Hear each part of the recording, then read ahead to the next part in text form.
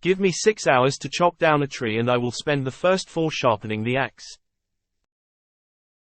Tact, the ability to describe others as they see themselves. Elections belong to the people. It's their decision. If they decide to turn their back on the fire and burn their behinds, then they will just have to sit on their blisters. I will prepare and someday my chance will come. No man has a good enough memory to be a successful liar. The best thing about the future is that it comes one day at a time. My father taught me to work, but not to love it. I never did like to work, and I don't deny it. I'd rather read, tell stories, crack jokes, talk, laugh, anything but work. I have always found that mercy bears richer fruits than strict justice. Abraham Lincoln. If you once forfeit the confidence of your fellow citizens, you can never regain their respect and esteem. It is true that you may fool all of the people some of the time. You can even fool some of the people all of the time. But you can't fool all of the people all of the time.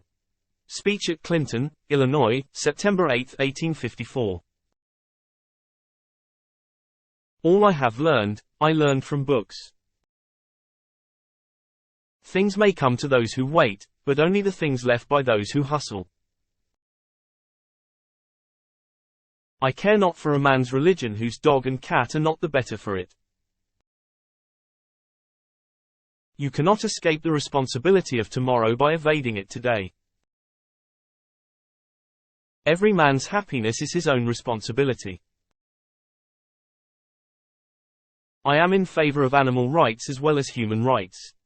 That is the way of a whole human being. I do not think much of a man who is not wiser today than he was yesterday. It's not me who can't keep a secret. It's the people I tell that can't. In this sad world of ours, sorrow comes to all. And, to the young, it comes with bitterest agony, because it takes them unawares. The older have learned to ever expect it.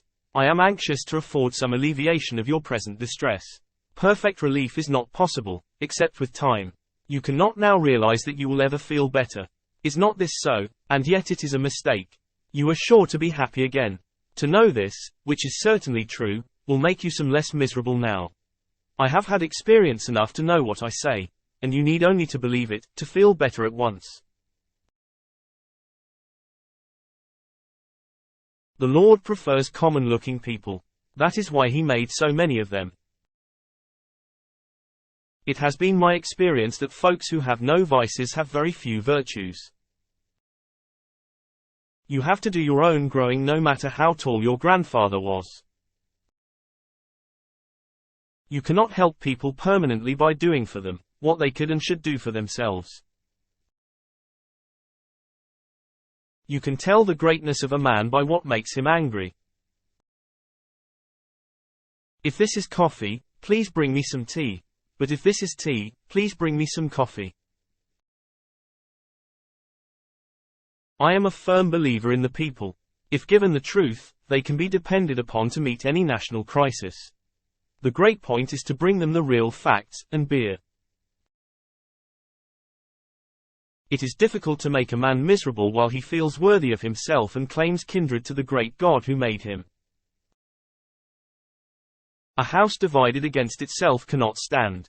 I believe this government cannot endure, permanently half slave and half free.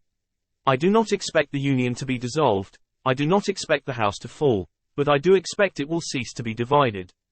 It will become all one thing or all the other.